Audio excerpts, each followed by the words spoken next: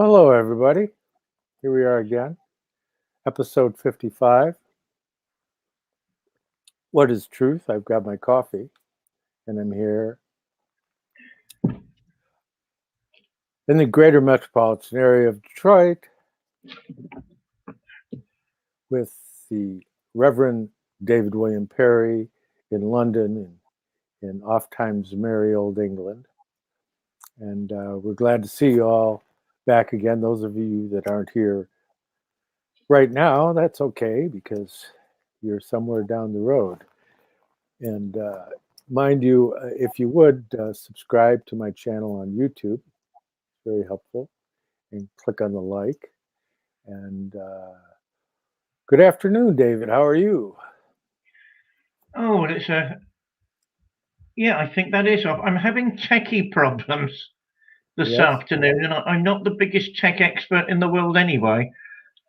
So one sort of compounds the other. Oh, two things. I'm fed up with the frenemies. I rather like that new word of Facebook. Are you a friend of mine or not? If you're not, shut up and get off my friend list. So I'm just sick of the frenemies of Facebook. Life is too short. And secondly, our little Valentine's chapel is having deep discussions about where we're all going. Certainly, we were experimenting with Quaganry, that's Quaker-inspired paganism, a couple of years ago, with looking for the inner light, which takes so many forms. And that's actually proving to be a lot more successful than what we're doing at the minute in terms of people, numbers of people looking for higher consciousness, looking for the gospel, looking for a transcendent meaning to the world. So we're wondering if we can't meld what we're doing at the moment with all that. But of course, then committees get involved, then everybody's got an opinion. So I don't know at the moment. It's all sort of thick and fast, as it were.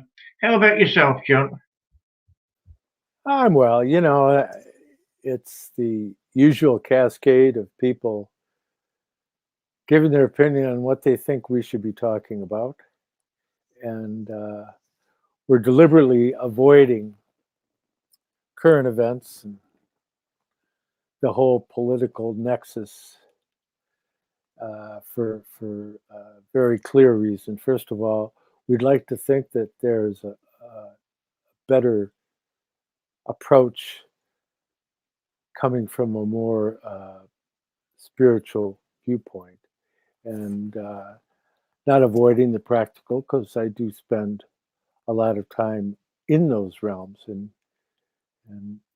as those of you who are out there know, unless you're new, the basic hub of my personal research and journey is the spiritual science of Rudolf Steiner.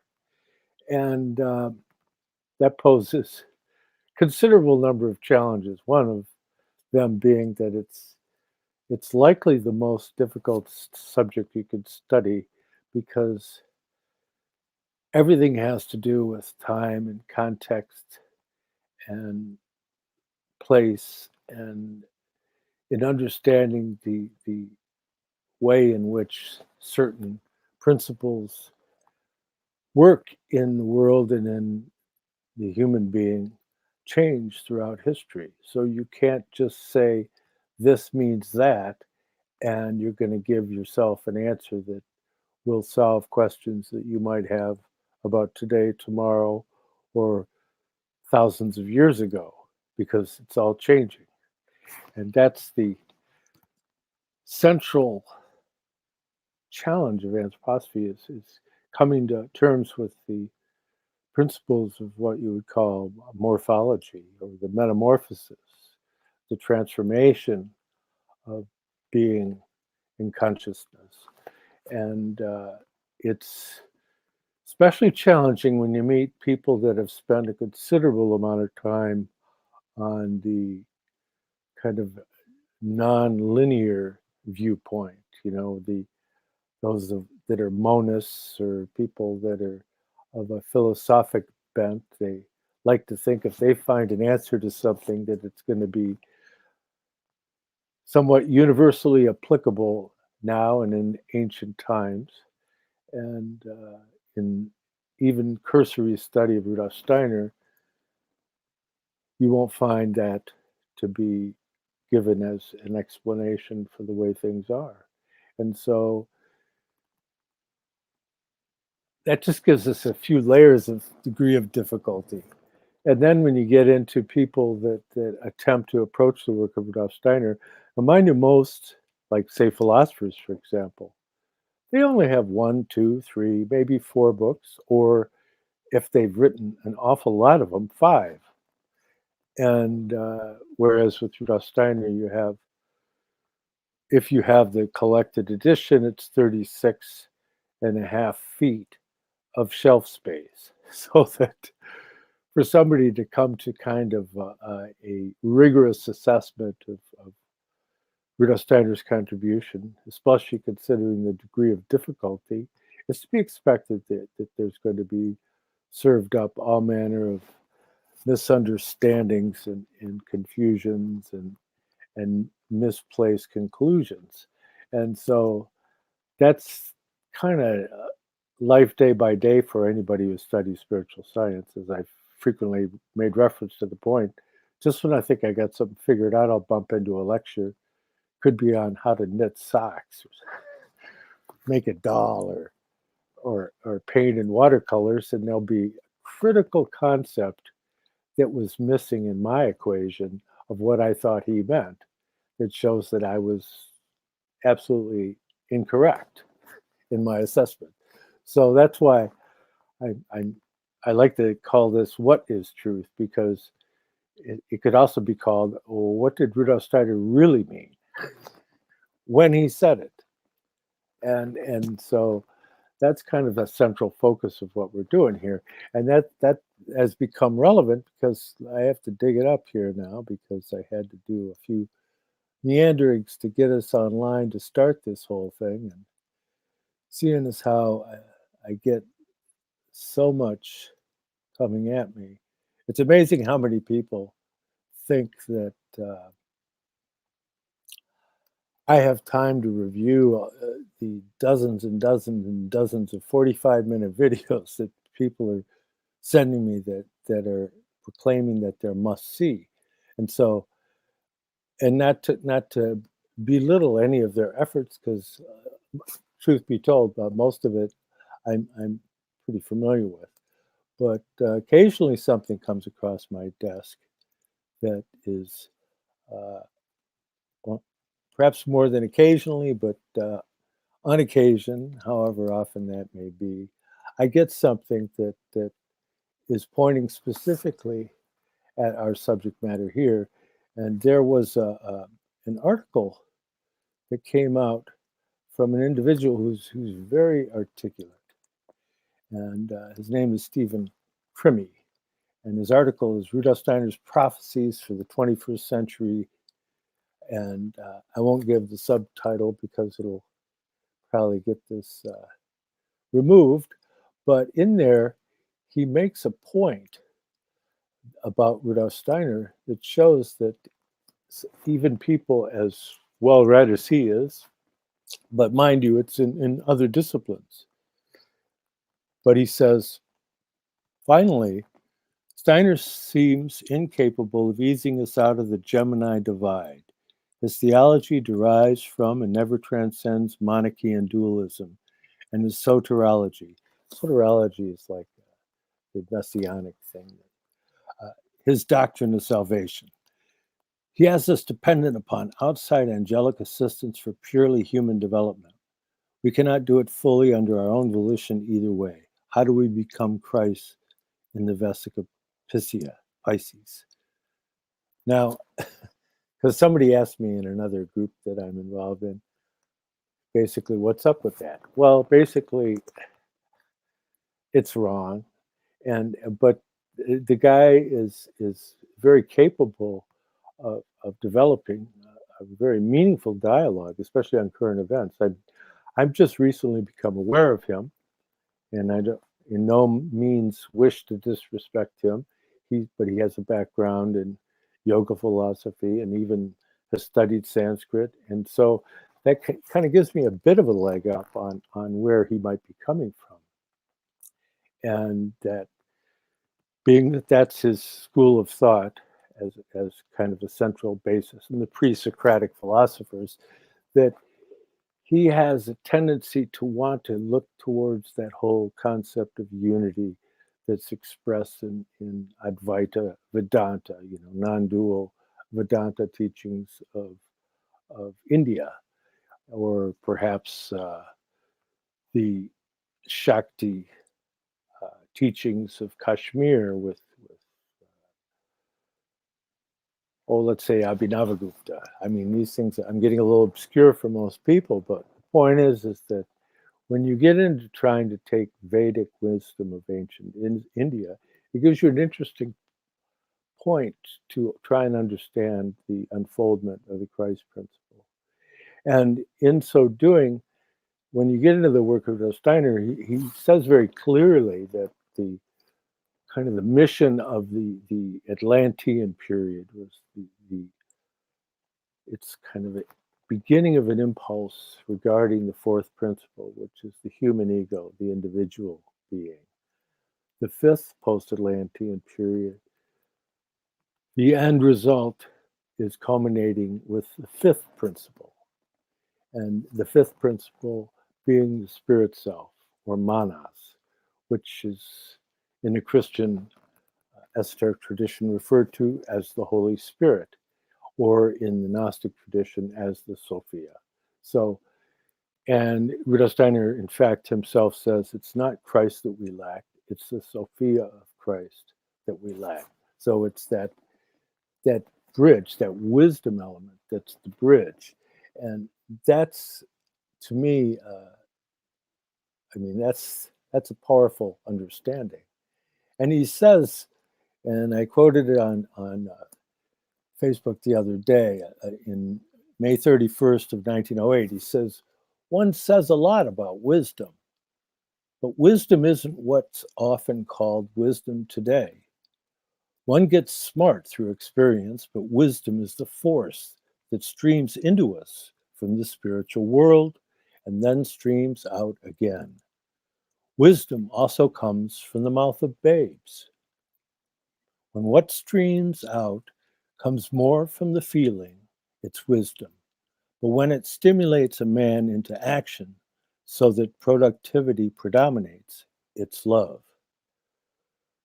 But one has to know what love really is. Someone may feel sympathy for a man's misfortune, but that isn't real love. Sympathy only becomes love if one steps in and helps him. Wisdom and love make up the I. The I is love and wisdom that have become will. This is the higher triad. And that is probably the most concise paragraph pertaining to that, because you see there where he's saying is the higher triad. Well, what does that higher triad mean?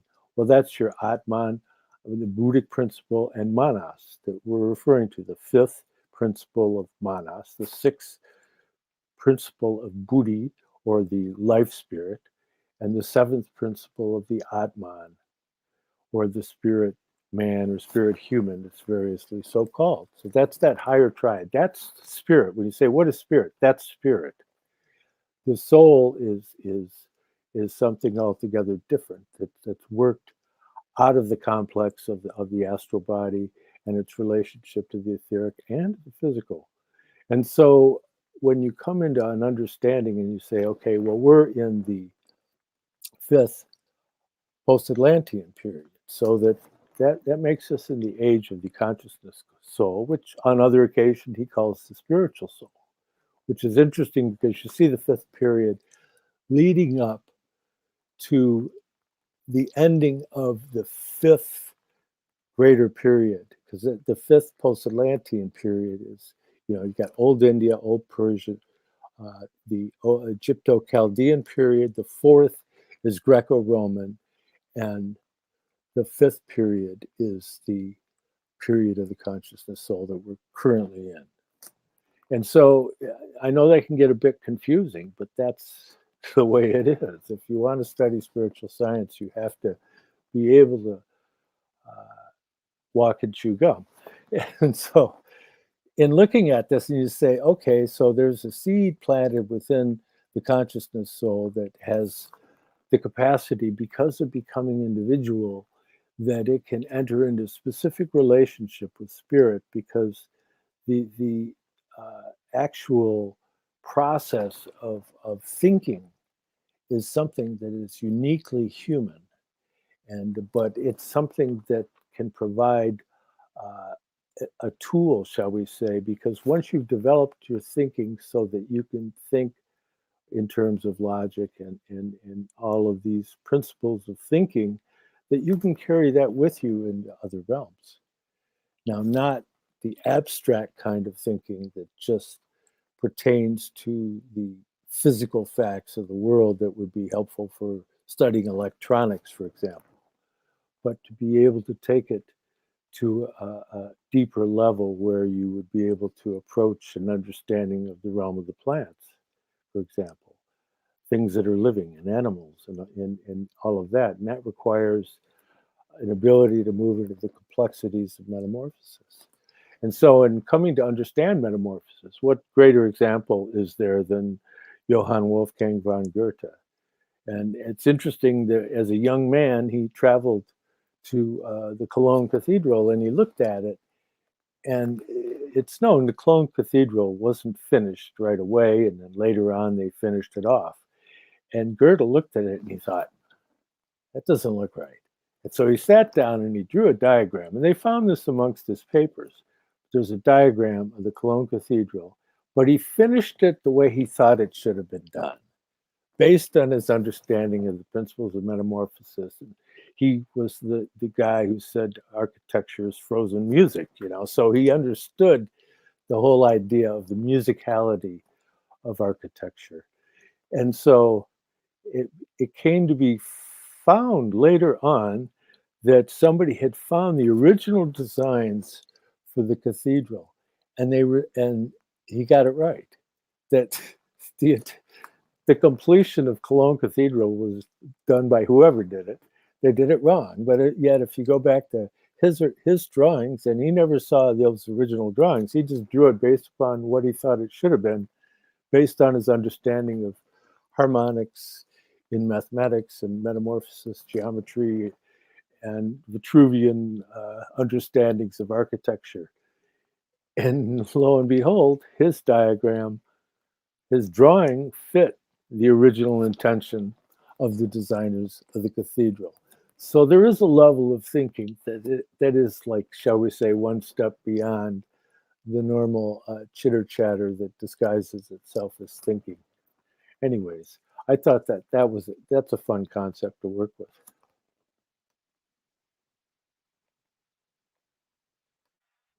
Gosh, Metamorphosis. My favorite book on metamorphosis is by Kafka. Is it about mental illness or not? And will we ever know? Metamorphosis and mutations, that of course is witchcraft, as well as being alchemy. Maybe we're all a bit of a witch nowadays, and we're all a bit of an alchemist. There's a thought. In terms of never speaking about topical issues on this show, I've got to slightly break that rule because I'm livid with Sleepy Joe. There's no, that wasn't meant to be a prompt. I know America wanted the troops withdrawn from Afghanistan, and I know when Tony Blair said it was an imbecilic move, that's rich coming from a war criminal. I'm perfectly aware of that. But there are realities here which maybe Sleepy Joe, I mean, how can he not know? I have got friends this afternoon running and hiding for their lives, and that isn't a joke. They're LGBT, a couple of young LGBT Afghans. The minute the Taliban find them, they will be executed. There's no discussion. That is what will happen. Sleepy Joe gave no time, really, for this so-called transition to happen. The Afghan army lasted slightly less than a week. I mean, who is advising on all these decisions? And do they realize the repercussions that will be felt around the world? I'm worried about my friends very, very much. They've gone into hiding. The Taliban apparently by tomorrow will be in a position to start doing house-to-house searches, not only for women who aren't towing the line, they're getting it in the neck shortly afterwards. But anyone who identified as LGBT will be murdered, and there's no discussion about it at all. So I'm not happy with Sleepy Joe and the way he conducts international affairs at the moment, because actually there are real lives at risk now, and I know some of them. So forgive me, John, for breaking that rule, but an emergency is an emergency. And also, I mean, hypocrite Blair, he said years back, he'd sold the British public with one of his half-truths as usual. I never took to the man, I've got to be honest. He used to be known as Bambi when he first got to Westminster, you know, big bright eyes and a bit of a bushy tail. And it was almost as though he couldn't quite believe he was Prime Minister. There was something called an election. Why can't you believe it? You know, there was all that going on. I did notice the first person to go to number 10 and congratulate him was actually Margaret Thatcher. Sorry, love, weren't you meant to disapprove? And apparently they got on like a house on fire. But that's the hypocrisy of Westminster per se, of course. And through the years, Uncle Tony has got more and more overtly sinister.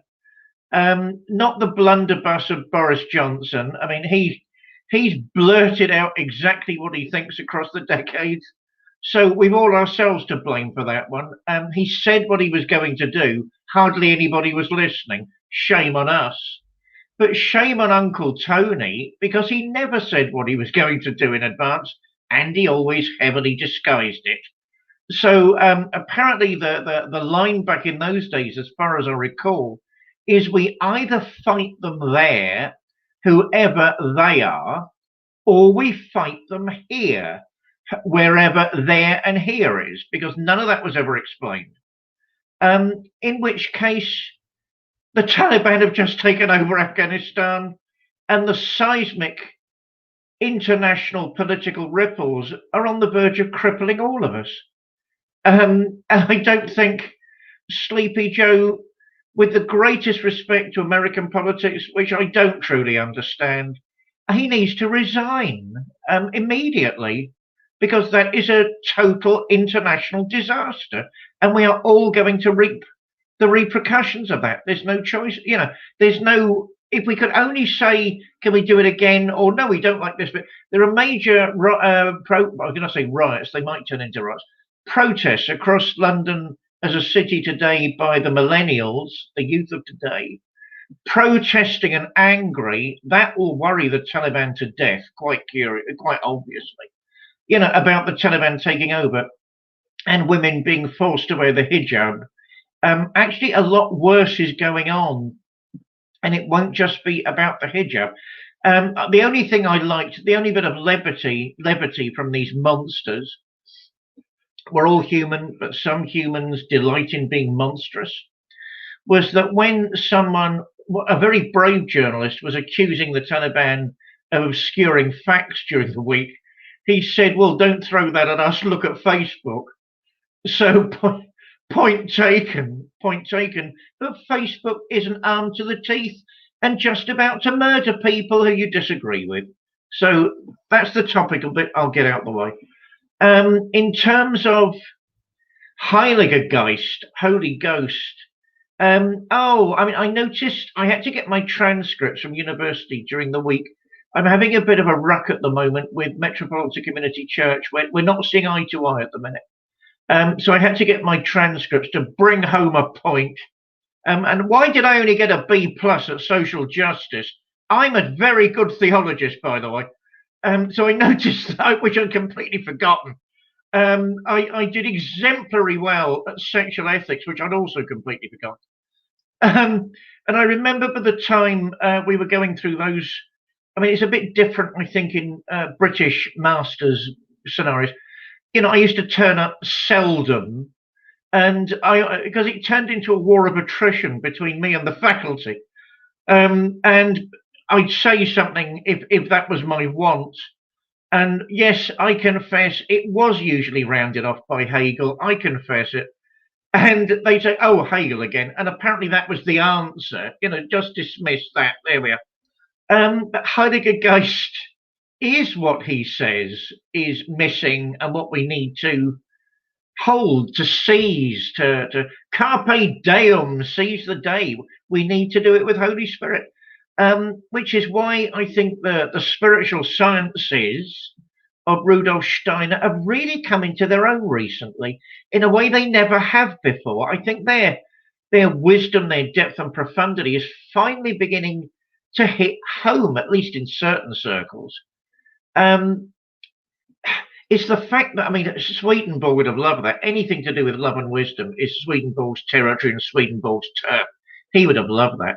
But the fact the two together generate will, I mean, I think that's wonderful, profound, knowledgeable. And of course, as is my want, I mean, when it comes to anthroposophy, I don't tend to look at the arguments. I leave that to experts such as yourself and other people who want to join that particular fray, because I'm interested more in the application of those principles, curiously for once, in, say, eurythmy, where the use of color in the dances is very clearly esoteric, and he's dealing with esoteric knowledge in a different way, a different format, and how one transmits it. And also architecture. I mean, I remember the first time I went to Notre Dame. It will never be replaced. I mean, it doesn't matter what the French government say, it will never be replaced.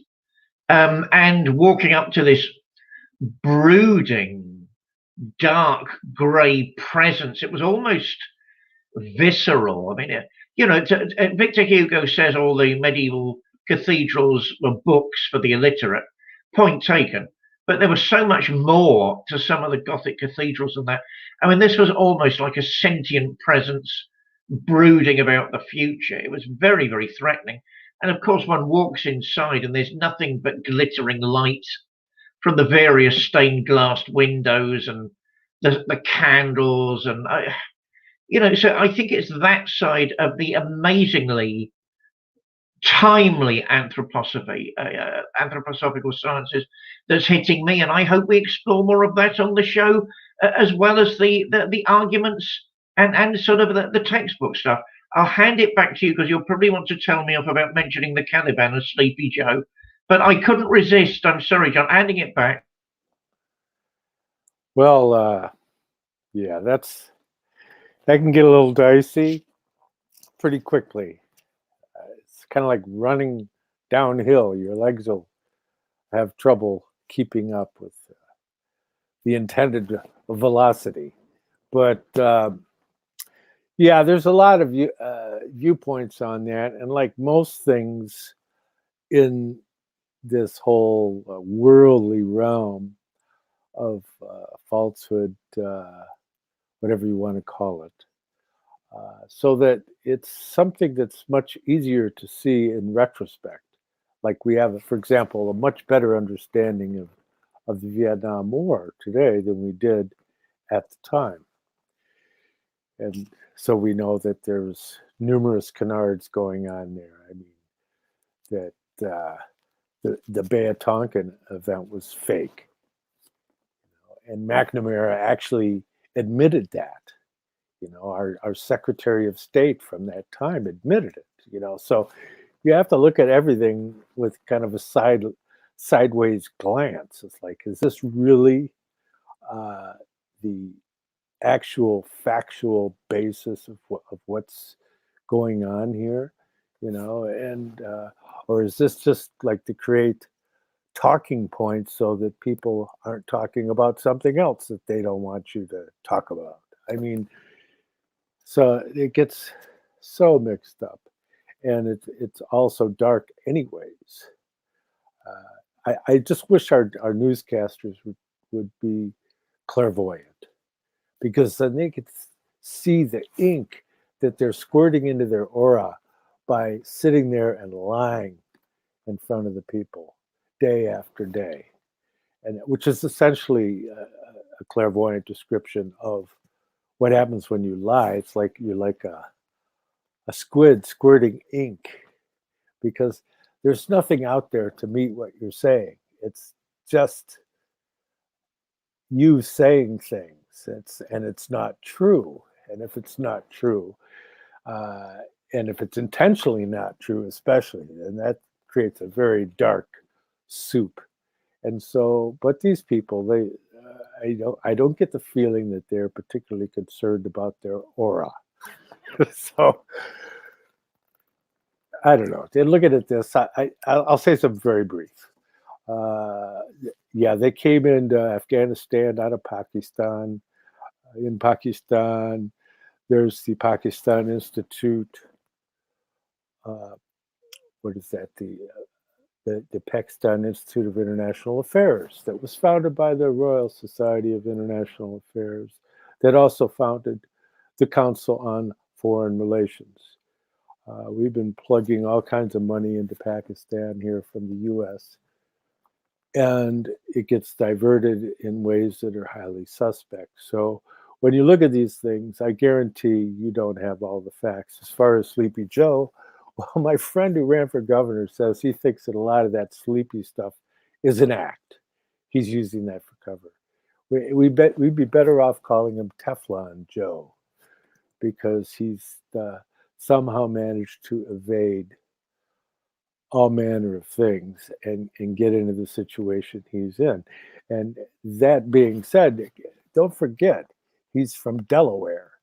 Now, most people, that won't even mean anything. If you ask somebody to name the states of the United States, the one that most often gets forgotten is Delaware.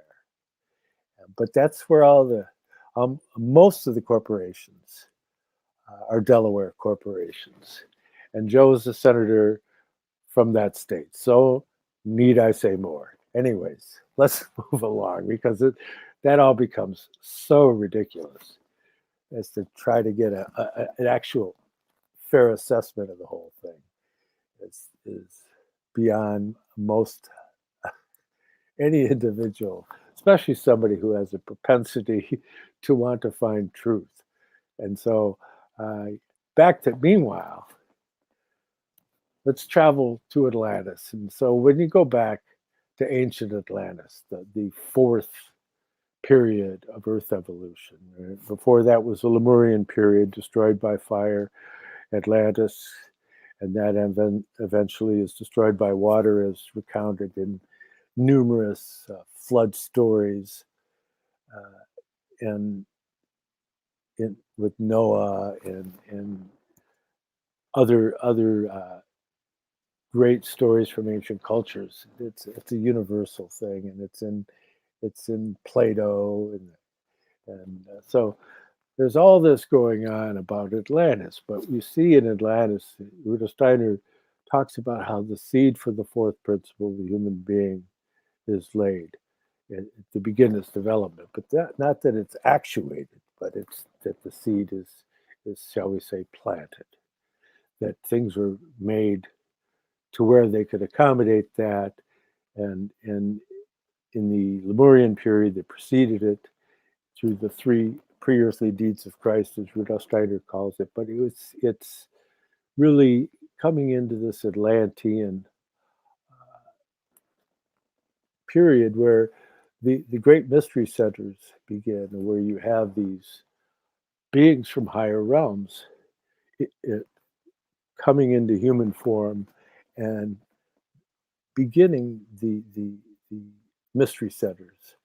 And so these are beings that are beyond the human realm, that have already gone through a human equivalent stage of development before the earth was even created.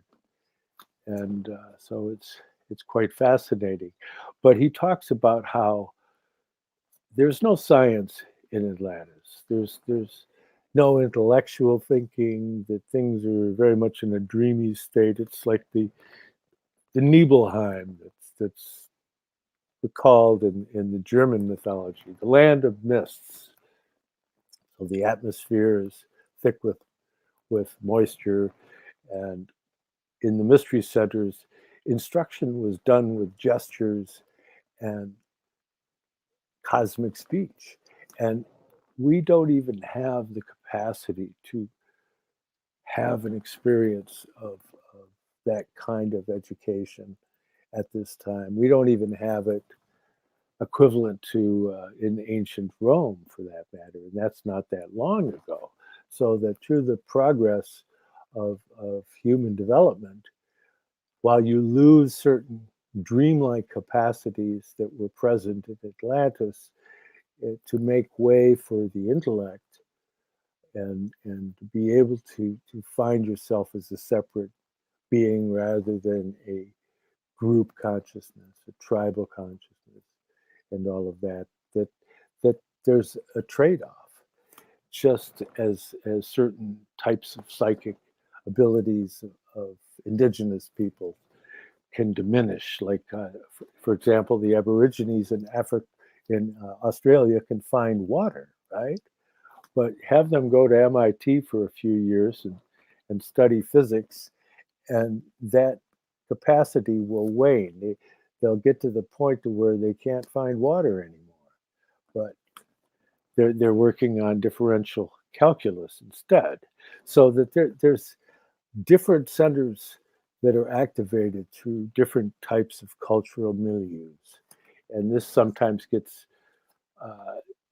tunnel vision into this kind of whole concept of what people have regarding races and all this kind of stuff. And it's really a misnomer in this period of Earth evolution to refer to it in that kind of a context. It's more of a cultural thing, where the language doesn't have the terminology to be able to study. If you only speak Aborigine, you can't study Isaac Newton. You just can't, because as far as I know, there aren't any Aborigine translations of Isaac Newton. No disrespecting to the Aborigines. It's just they have different gifts.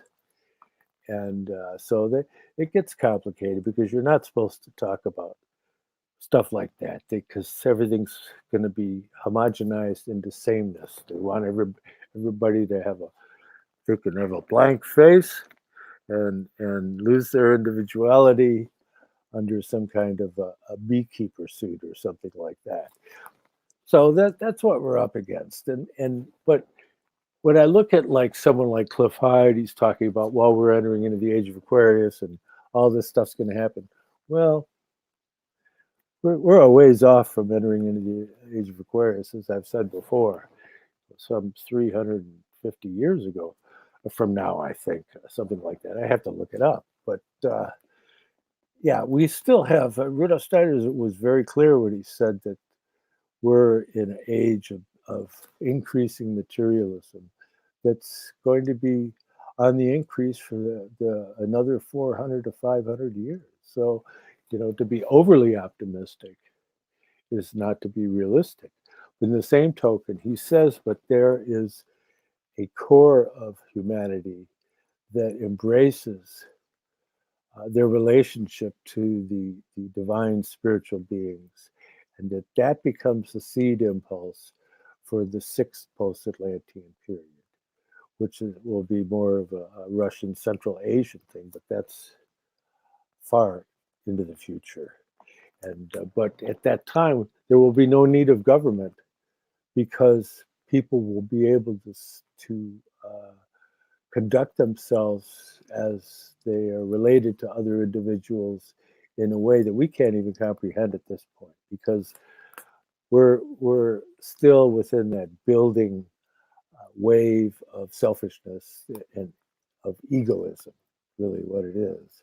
And so you see these people on TV and their egos are just they're so massive they can't even fit in the TV screen, you know, and we're guilty of that too, you know. So this is what we're working on now, because it's how do you have the Christ principle in your life in its truest sense, because it's giving you the vehicle of individuality, but with individuality, the downside is egoism.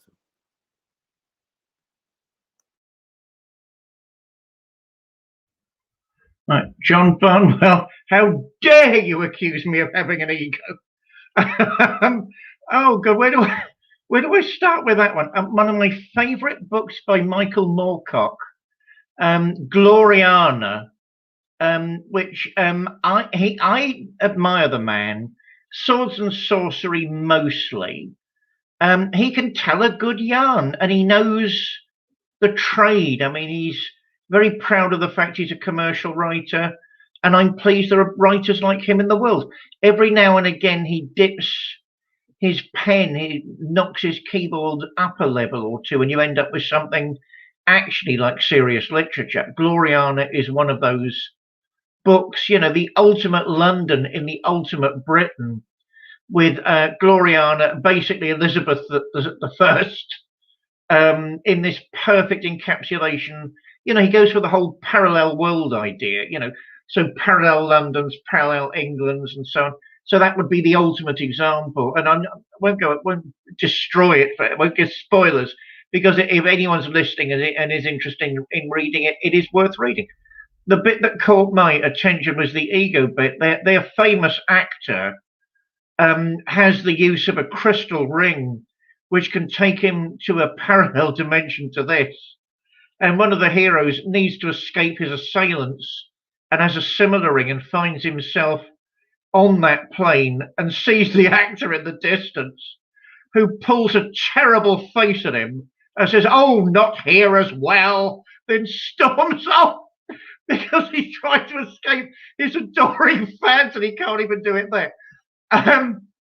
By the way, I had a senior moment at the end of last week's show, confusing KD Lang with RD Lang, and I'm still not sure which is which.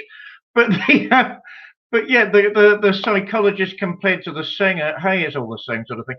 The name I couldn't remember, which was giving me the senior moment, which I texted you after the show, was Gerald Suster. Oh God, that man was a nightmare. Walk up. Anyone who doesn't know this, in Britain, in London, pagan meetings are called moots. God knows why, but they're called moots.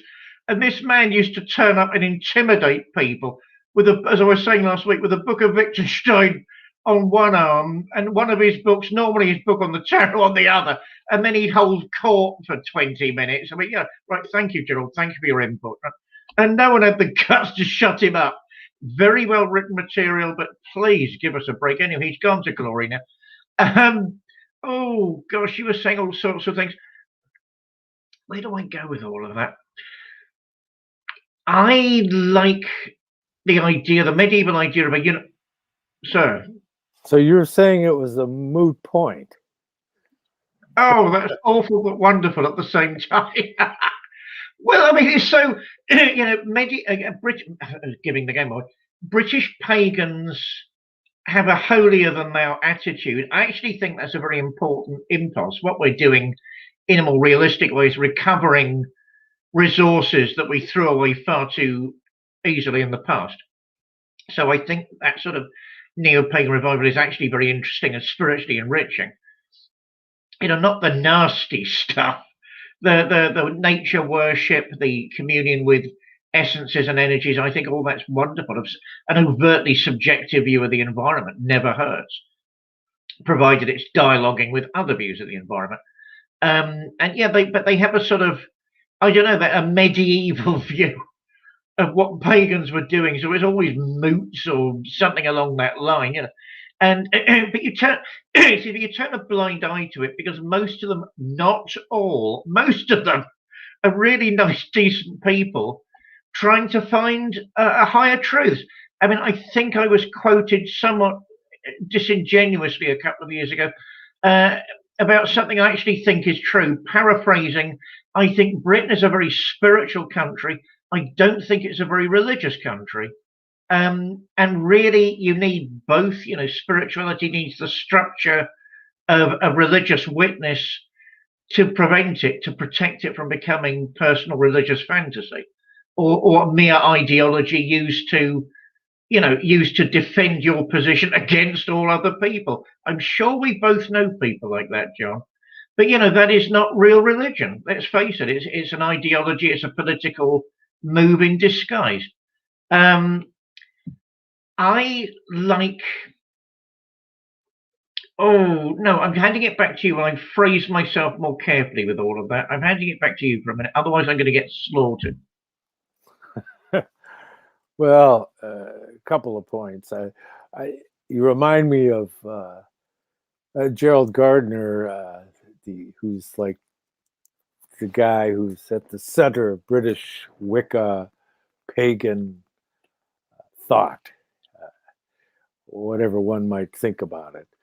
And but I'm reminded of Crowley's response about him getting involved with Wicca and saying he couldn't, and I have to paraphrase because I don't have any of the books anymore. These are things I read many, many years ago. But he said he couldn't get close to the idea of being bossed around by a bunch of women. So much for him becoming a witch. But I thought, well, that's funny. I was like, but that being, wait a minute, I'm not done yet. But Rudolf Steiner does make a very specific point, and you might think that this is all harmless fun and all of that, but it goes right back to the point I was trying to make, is that those people that work with elemental magic and things like that, what that does is tend to cause an increase in egoism, actually, so that it's a really good example of what I had just mentioned earlier, this whole idea of the challenge of egoism as we move into the future. And in fact, a lot of the people that are actually involved in things like that are behind the scenes with the elites, they're not all into it, but there are key figures that are into the dark arts, shall we say. And that egoism is a perfect description of the end result that they're getting from their dark machinations. Oh, you've spurred me onto something else now. I think we've got to be mindful that for black magic, there's also white magic. I mean, the church used to call it natural philosophy and has never actually forbidden it. Even at the church's most hysterical, natural philosophy was actually encouraged for philosophers, as an example, to test hypotheses. Certainly, yeah, I take the point. I think a lot of them have exaggerated egoic experiences, but there are worse things in the world, and they tend to be sweet people, and they're all into ecology, and they all go around making fantastical weird things around autumn time to do with leaves and nuts, and they're given as gifts. So I'm the recipient of many of these things. Yeah, I think we've got to be very clear about separating that from the dark arts, which are very real and very distinct. I can't remember the name of that appalling individual in Australia, Kettering, who has had some very real socio-cultural effects recently. There was a mass shooting. We haven't caught up with America yet on mass shootings, but we're doing our best. We'll be there soon. There was an incel. I didn't even know what that was. Apparently, that's an involuntary celibate. He was an incel who'd taken the black pill. Now, I'd heard about the red pill and the blue pill because we've all seen The Matrix. I hadn't heard about the black pill. And that was the young boy that was gunning people down recently, including a young girl, because he was a Terminator. That was how he was referring to himself. I can't remember the name of this guy in Australia, something Kettering. He's a Satanist, self-confessed. And he teaches people dark arts. and he expects his followers is the wrong word. I don't know what the word would be. I'm trying to avoid thrall or slaves because, of course, it was Dennis Wheatley that said there's no freedom in the dark arts. You end up a servant, you end up a slave. You know, in the darkness, everything withers and perishes. It's only in the light that things thrive, that things evolve. And Dennis Wheatley, of course, seemed to know everybody in those circles. At the end of the day, I'm against Crowley because he was a black magician. I can't help finding the humor incredible. He had a very good sense of humor. Some of the art I admire. I don't particularly like his poetry because that is pompous and self-referential. With one or two, Alistair Darling, you are not the universe. Let's face it. You know, with one or two examples, with one or two exceptions, it's not good. I think his writing style is extraordinary. I read Magic in Theory and Practice years back and couldn't help admire its literary craftsmanship. I mean, it's beautifully written and put together. I sort of like his novels, if I'm honest, like Moonchild. I think they're clever. He was going to make himself famous by a series of Simon If stories. That was his way. He was going to write the occult detective and make a stack of money. Simon If is crap. I'm sorry, but it's a very good. You know, they were well written. They were well written, even if the protagonist was awful. And I rather liked his exchange with Montague Summers. Forgive me, Father Montague Summers, who I also admire as a literary giant. People tend to forget that he was an elected fellow of the Royal Literary Society. That's no mean feat because they're up there proverbial and can't see the walls for their own self-referentiality. And he used to write about the 17th century plays, amongst other things. I mean, beautiful stuff. And according to Wheatley, of course, there was a showdown between the modern witch, Aleister Crowley, and the Father Confessor, who was a witch hunter. And of course, instead of being daggers drawn, they had this witty and vivacious conversation, talking about everything under the sun. And you mean nobody saw that coming? It's the same character from different angles. Of course that was coming. It's the same type of guy from different angles. Come on, use your brains, for God's sake. And so I've actually still got some of Monty's books because I admire them so much. I've got The Werewolf. What was it? The Werewolf and His Ways. I'm not clear on what his ways are, but I learned a lot about werewolves. I've got The Vampire, His Kith and Kin. Was that the right way around? Anyway, how can vampires have kith and kin?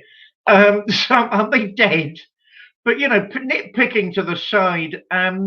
Yeah, I think we've got to be very careful because you know I was a friend, believe it or not, of Dracula himself, Sir Christopher Lee. I think have I mentioned this on this show before? I don't know. Oh, Chris.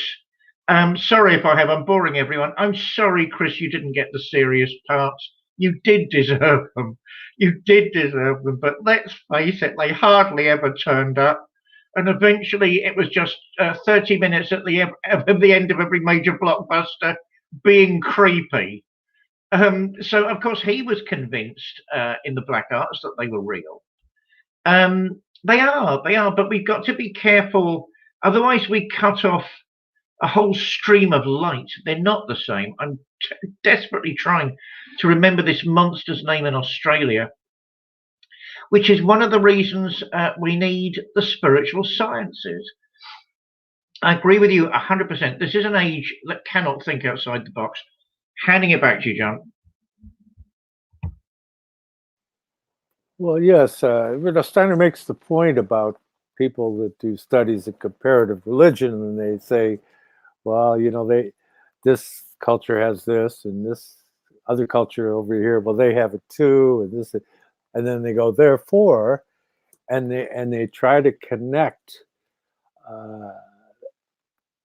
a variety of different archetypes, shall we say, or religious iconic images as being as if they're the same. And he says, that's like saying, this guy, and he's wears a blue military jacket, or a red military jacket and blue pants, and then years later you see another guy and he's got a red jacket and blue pants, and you think that they're the same. And it's the subtleties and the distinctions that's the important part of it. And so in getting into specifically that whole idea of a pagan gnosis, for lack of a better word, we'll use, even though it was kind of pre-intellectual culture. And it's Rudolf Steiner, and I've made this point briefly before, but when you talk about the northern mysteries, when you talk about Siegfried and Frigg and all of these beings that are basically mythic portrayals of the presence of higher beings during Atlantis, that higher beings would incarnate into human forms and be teachers of culture. And likewise in Northern Europe, a great initiate called Siegfried. And this, again, is a reoccurring archetype, so there could be more than one historical figure that is called by that name. But he said that in those northern mysteries, they were a 12-fold mystery like the Arthurian mysteries, and that the 12 different stations represented 12 different faculties or cosmic principles, and that the above them was the 13th, which was the leader. And the difficulty with those mysteries as they moved into decline was the mystery stream would represent the character of whoever their leader was. And if you had a guy up there who was like a very dark guy, it didn't go so well. So and that was part of what the mission of the Arthurian Knights, to be able to help make the transition toward that Christian stream, which is what it is. And Wittgenstein is very specific about that, is that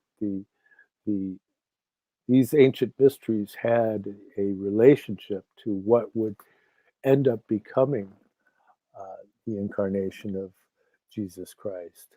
And so likewise in ancient Egypt, and likewise in ancient Persia, and even in Stone Age India, with a reference to Vishvakarman, so that it's a prophetic tradition that's much greater than just the Old Testament.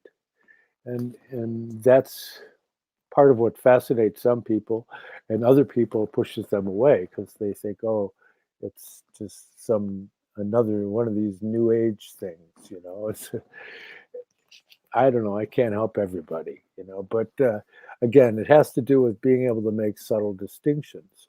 But so in getting into that, you see that there is that whole idea, and that these mysteries of Siegfried, the northern mysteries, the Wotan mysteries, the Odin mysteries, and the mysteries in Ireland and all of that, it's because of their relationship to the cosmic Christ that they were able to be some of the primary cultural streams that were able to take up the Christian impulse, because that was their tradition, their prophetic tradition. And that's the most meaningful explanation of, well, why did Christianity take off in Europe more than other places?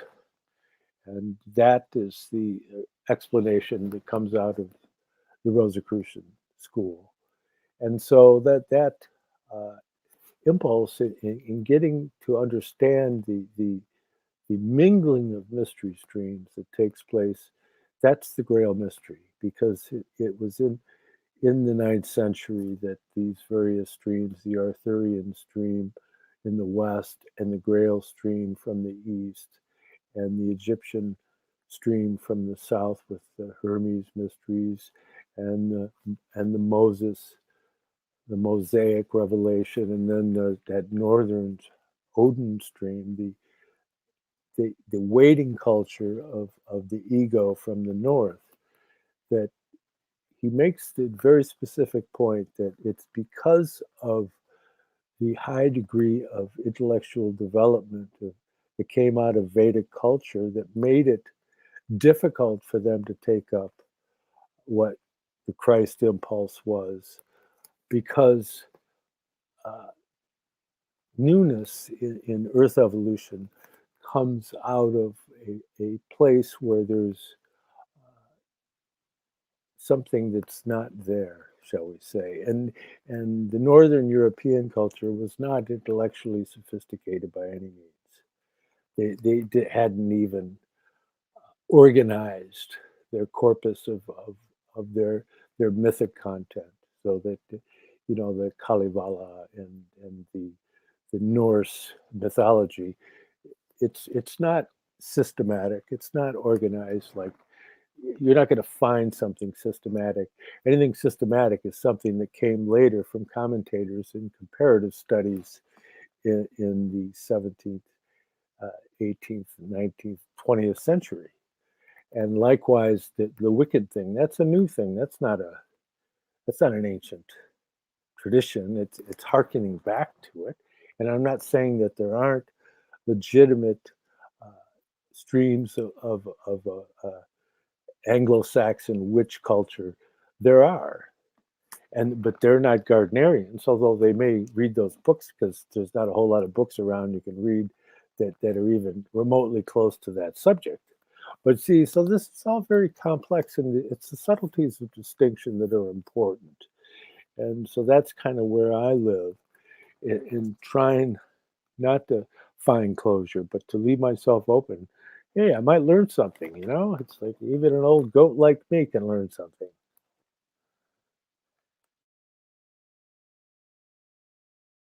Right, it's because of my tech difficulties, I'm having trouble with mics today. I neither see you as an old goat nor the court jester, but a true and valued colleague. I grew up in Fareham in Hampshire. Hampshire is a very pretty shire. Terrible politics. They're also right-wing and stolid. They don't realise there's a world outside Hampshire. But hey, Sussex is worse. So, yeah. I mean, I went. It was a sort of family outing regularly to go to the New Forest, which, of course, by new is only sort of 1,000 years old. Everybody knew there were things going on. Everybody. And what were the things that were going on according to local comment? It was a group of old ladies that would turn up spontaneously in the dark of night. My God, freezing your asses off then, and muttering a few prayers, normally over pine cones and candles. Sorry, don't you need a carer to be with you, Grandma, to take you home? I mean, and no disrespect to them, but it goes back to the sort of decorous view I have of neo-paganism. Isn't that sweet? It's just sweet. In sort of the autumnal and winter months, these old biddies are going and praying for the light to come back. I think it's just sweet. I think they should stay at home and stay comfy. I mean, we have a National Health Service, and it's taxpayers' money that will have to look after you lot. If you suddenly become ill with all of this. But it's sweet, it's pretty, it's beautiful. They're trying to make relationships with the elementals, those spirits that are earth and air and fire and water and wood and stone, and it's just beautiful. And maybe something we all need to remember a bit more, rather than the cold, harsh technological realities that want to dehumanize us all by the decade, and are doing a very good job at it. I remember reading Zen and the Art of Motorcycle Maintenance. I know you know I've got a thing about that. which is not Hegelian. And the first 8 chapters are awful. Just stick with it. Anybody that picks up the book, it's just boring.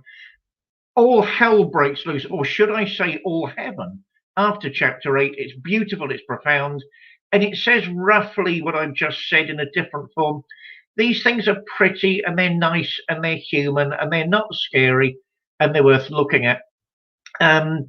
My trouble with the medieval schoolmen, which I respect a great deal, was the fact they systematized everything. They gave chapter, verse, catalogue entry. They're the great systematizers. They build ideology, they build theology, they set the intellectual game plan for all future generations. And I notice even modern pagans, so neo-pagans, they're going to jump on me if they see this program, don't seem to realize there weren't codified systems of belief before the schoolmen turned up. Even if they're talking about paganism, they look down their noses, but point 1, point 1a, point 1b, point 1c, nothing like that existed before the schoolmen.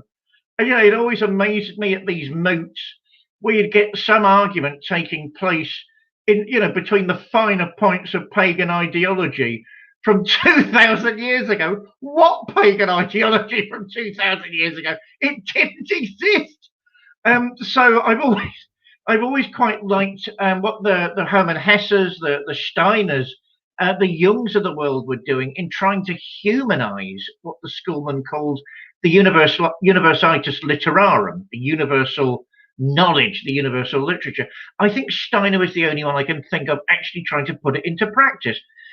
So you've got the books, you've got the arguments, you've got the philosophy, you've got the mystical practices, and then you've got, as I say, eurythmy, theatre, and of course that's one of my caps, so I notice that a lot more, trying to use colour, to use character, to explain things in a more than rational form. I mean, I really appreciate what you were saying about the Atlantean periods, when of course they hadn't got anywhere near, and they were greater than us in all sorts of ways, but we've got to remember, less than us in quite profound ways.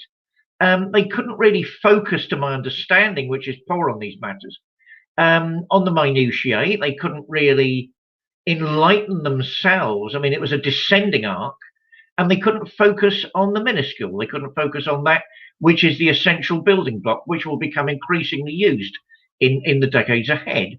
So it was, Steiner is so ahead of his mind. It's ahead of his, that was a Freudian slip, ahead of all of our minds, ahead of his time in such a way that he's trying to adapt what the schoolmen were doing into a greater and more aesthetic apparatus, which I don't know. I sort of hope, in my own humble way, I've managed to do, and I need to do a lot more of. I mean, somebody was nagging me during the week, isn't it time you did something theatrical again? And what I've had on, I'm 63 Wednesday, bloody 63. Anyway, I'm not going to moan about that. Well, I said that I don't know. I suppose I said it because my knees are seizing, and you need good knees if you're going to do eurythmics. I've been thinking about, he stops short. I noticed that I was looking at eurythmic performances, some of it on YouTube. The use of color is perfect to get ideas across. But I just think it stops short. It can be pushed a little further into being some type of intellectual communication without words being used. And is that the beginning? Because it's more than me. There are more people than me thinking about that. Is that the beginning of an ascending arc? Handing back to you, John, because I can see your finger on the button. Actually, I was reaching for my coffee. I just missed it. But yeah, well, Eurythmy, actually. Eurythmics, that's a band. I guess you could, in a British way of speaking, say Eurythmics. And you tend to want to try and utilize all the various literary forms of the word, but eurythmy, yes. That wonderful system of movement, being able to do the gesture of music or the gesture of the letters of the alphabet. And it's just absolutely remarkable.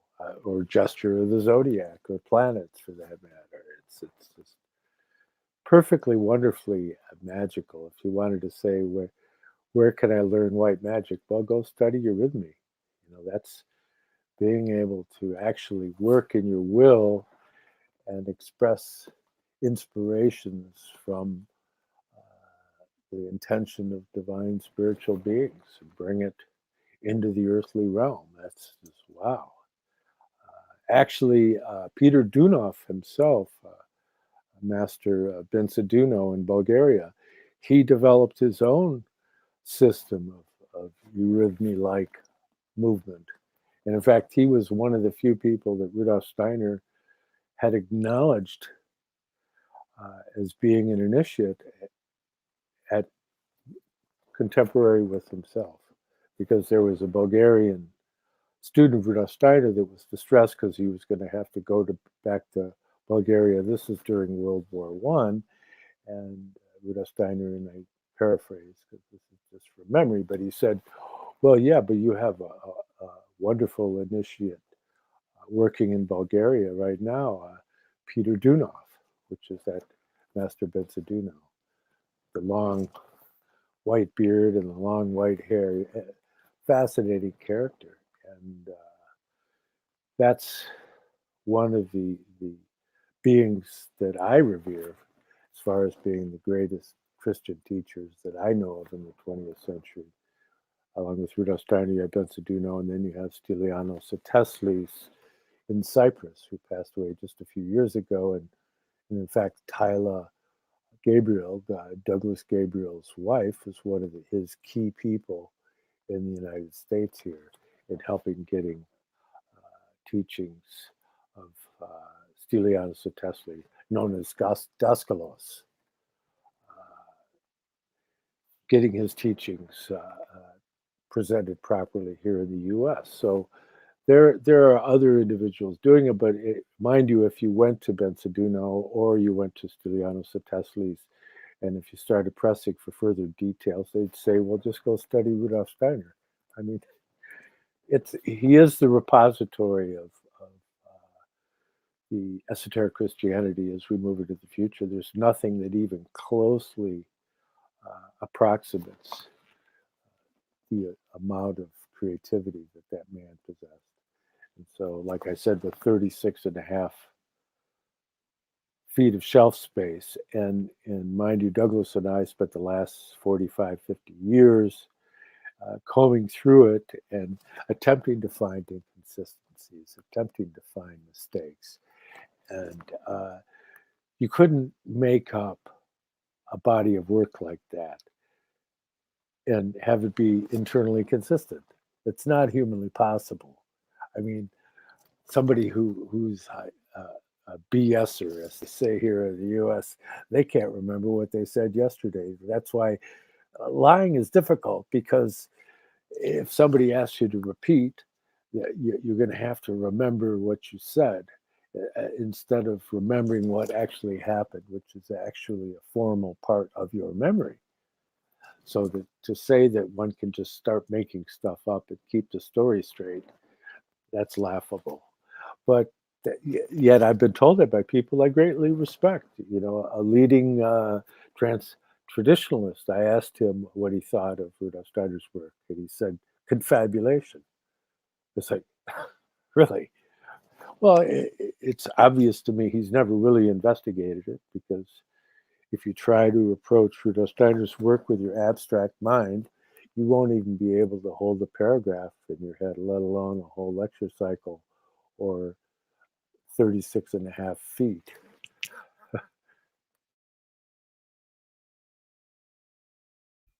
Bloody thing, it's much more difficult to get my little cursor on this system down to the bottom. Yeah, I mean, I've got time for the traditionalists, as you know. I mean, I think some of them have some very important things to say. I promise I have heard eurythmics used in that white magic form, actually. And I'm sorry, John, I would love to meet Annie Lennox, My God, what a woman and what a talent. One of her past albums, Memorabilia, what, not only Annie Lennox would be that slick. Basically, it's just a group of Christmas carols that she's singing. Come off it, love. It's a brilliant idea, but they're Christmas carols. And God rest ye merry gentlemen sang in that potent Scottish way. It's brilliant. So, oh, Annie, listen to this show and invite me to meet you. I've got to meet you. Anyway, yeah, I mean, I don't know why the traditionalists get so snooty. I mean, I heard the same thing. I hadn't heard anything quite that uninformed about Steiner, I must admit. I certainly heard that on Blavatsky. I mean, I've got a little article coming out in the winter Quest magazine. That's American, isn't it? In the Theosophical Society about Blavatsky. And what I did want to say was, I haven't seen all the editing yet, so it's probably this pale imitation of what I submitted in the first place. But I was going to say something about how rude the traditionalists are about Blavatsky. And hang on, did she go to all of those places? Who knows? But she went to more of them than you did. When you're criticizing, I've been to Central Asia loads of times. Some of the languages are meant to be so distinct they can't talk to each other. To Western people, they sound so similar you can hardly work out the difference. By the time you're the local oddity, therefore, if you're even in the lounge of a hotel, there are 15 people queuing up to meet you for no reason whatsoever. And by the time you've got to 15, 20 more have appeared. So, is she writing down consistently and then I met A and then I met B and then I met C? No, she's not, because that's not life in Central Asia. And maybe she got some of the place names wrong because they rename things at the drop of a hat over there. And it's not, one tribe comes into the ascendancy. Yes, they still talk in terms of tribe. And then they lose out, and then everything's renamed with the incoming group. And then you don't know. That maps are disasters in Central Asia. Which map have you got, and who is it produced by, and what part of the world does it actually say it's representing? So, I mean, and she did more traveling than all of these so-called critics. I mean, the worst one, what was the guy, come on, John, the guy that converted to Islam again? Genon, really? Yeah. I mean, he bloody rude. Well, I mean, right, Rene, let's be rude back then, in your face. I mean, let's take it, let's admit it, most Muslims don't like your work. So, that can cut two ways. So, yeah, I admire the traditionalists. They go far too far politically. I promise I'm finishing. They go far too far politically in their need to preserve something that wasn't quite that way in the first place. But give everyone a break, for God's sake, and lighten up. Passing it back, John. Well, don't forget, Rene Guénon was a theosophist at one time, who broke away. He's a renegade theosophist. But yet, like I recommended to a friend of mine who went on to become a significant figure in the traditionalist movement, I recommend he go to Windsor and meet William Studdard, who was living in Windsor just across the river from Detroit. And he went there and he realized that if he even mentioned Madame Blavatsky or Steiner or even Carl Jung, that William Studdard would shut right down. It's like he was only interested in discussing serious topics. And so they tend to be, very narrow-minded. But, I read them. I got a bunch of that. I got, a good 3 feet of that literature left. I've seen so much of it running the bookstore all those years, and it's interesting. You kind of I feel kind of sorry for some of them. If they'd only read some anthroposophy, they could get a handle on things better. But that being said, I don't want to be condescending like that. But they really, I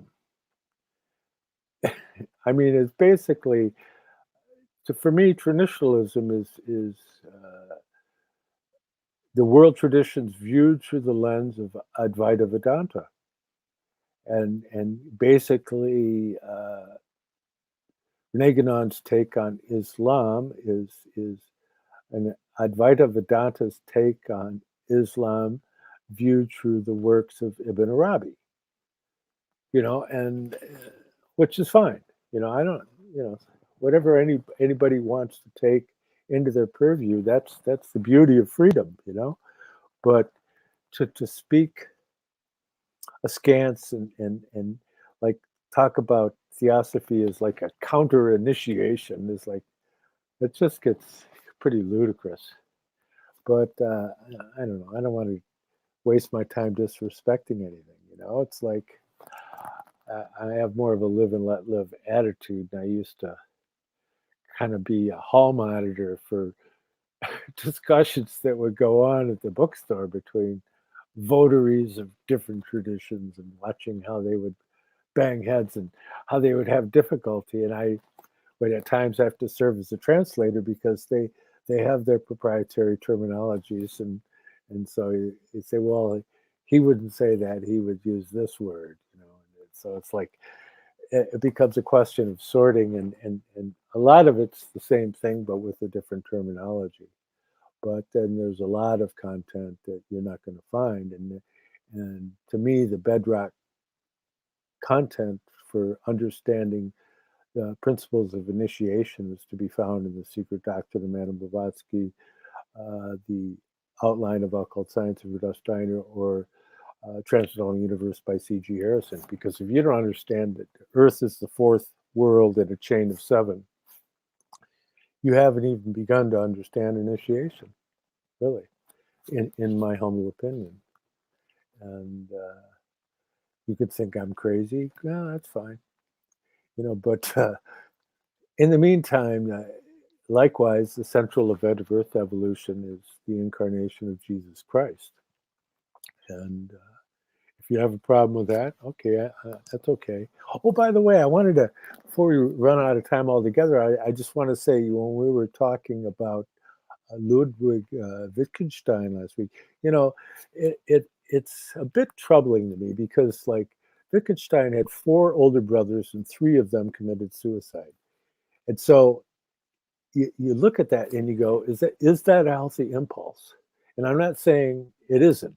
I'm just saying, look at that as his father was one of the wealthiest industrialists, and really they had everything at their feet, and then to have 3 of his older brothers commit suicide, what kind of environment did he come out of? What kind, it's like, it's interesting. It's just an interesting study in the nature of things. And I had a friend who was a philosophy teacher at the University of Toronto, and he said, really, he said, one of the most valuable and interesting things I got from you, John, is that now I study the biographies of the philosophers that I'm interested in, and that I can get a lot out of that. And I think that's really important, because it is a person that's speaking to you. And it has to be contextualized to see really where it's coming from. I mean, when you understand that or even in psychology, when you understand that Sigmund Freud had a terrible home life, he was a victim of abuse and all of that. Well, no wonder he's seeing this kind of stuff as the basis of his psychology, because his own basis is coming out of personal pathology. So we have to understand, consider the sources, they say. But that being said, we're starting to get toward the end, and I don't want to forget, because I oftentimes get pretty close to forgetting. Where is it? I have to reach way over here. But we're here with Reverend David, and he has 3 books. The Grammar of Witchcraft, which is a Shakespearean study. It's not a manual on how to do Wicca. He has Caliban's Redemption, which is his Shakespearean-esque poetry. Amazing grasp of language. And of course, his principal work is Mount Athos Inside Me, Essays on Religion, Swedenborg and the Arts, edited by the talented Daniela Irandust. And these books are all available on Amazon, and I highly recommend them. And as for myself, my first book that I still read is The Arcana of the Grail Angel, the spiritual science of the Holy Blood and of the Holy Grail, a study developed out of the work of Rudolf Steiner, the underground streams of esoteric Christianity, which flowed from the Brotherhood of the Holy Grail to the Order of Knights Templar and the True Rosicrucian Order, with a foreword by Dr. Douglas J. Gabriel, my best buddy. It has numerous texts and diagrams and bibliography, and the whole series of diagrams are reproduced and greatly expanded on in my second volume, which is The Arcana of Light on the Path. And that's more of a meditative tool. And I try to give people an organized perspective on the spiritual science of Rudolf Steiner. And it's greatly helpful for somebody who's trying to really digest his work. And both of these works are available on eBay from me directly. And you can also contact me through the archive link below. And I have that link, and I also have the eBay links on there. Sometimes they work, sometimes they don't work. You might have to copy and paste them, but you could just go onto eBay and put in my name in Arcana, and they'll come up. So if you're overseas, though, you'd have to contact me directly through the academia website posted below, or you could reach me by private message on Facebook. And it's a lot to remember, geez. And I have to do it every week, but that's okay. I just got news that a book that I sent off to Australia finally made it. And so that's good news. So it's getting out there, you know. I'm glad to be able to help people organize their thinking, because organization can help bring clarity. And so it's at this point in our journey that I like to ask David if he has any closing thoughts, and if he could consecrate our endeavor with some form of prayer. Just a couple of things. I remember Mel Brooks taking off a meeting of psychiatrists where the help, the nanny, the babysitter, hadn't turned up for one of the shrinks, and he comes in with his two kids, and none of them, but it's a conference, they got to the session about penis envy, and none of them feel they can mention the phrase penis envy in front of the kids. So they all start doing because they would do anything apart from actually talk about the concept of penis envy, which is wonderful. A great, yeah, I've room for Freud, but yeah, context. It's amazing what you've just said. When I started heavyweight reading, I was getting nowhere with it, because I was dealing with these demigods, and I had to go and read their biographies to dish up the dirt, so I knew I was dealing with human beings. And the minute that happened, then I could read them. So I advise that to anybody. In terms of Wittgenstein, yeah, I'd never really forgotten that troublesome part of his heritage. I mean, it's very unwise to forget where somebody is coming from, and obviously that must affect the philosophy. Nevertheless, the philosophy is one of the greatest achievements of the 20th century, and he got up Bertrand Russell's nose, so he can't be all bad. On that note, what can I say? My friends to John, friends to myself, YouTubers, Uncle Tom Cobley and all, be safe, be kind, and let the Christ light shine in your hearts and minds and souls in the week ahead, until we meet again. Amen. Amen. And if you feel so moved to buy us a cup of coffee, you can get one for Reverend David at PayPal paypal.me/dperry777 or a cup of coffee for me at paypal.me/John Barnwell 888. Thank you all for showing up again for our 55th installment, which 55 is the magic number of Malkuth. And so that's auspicious. And David, thank you so much.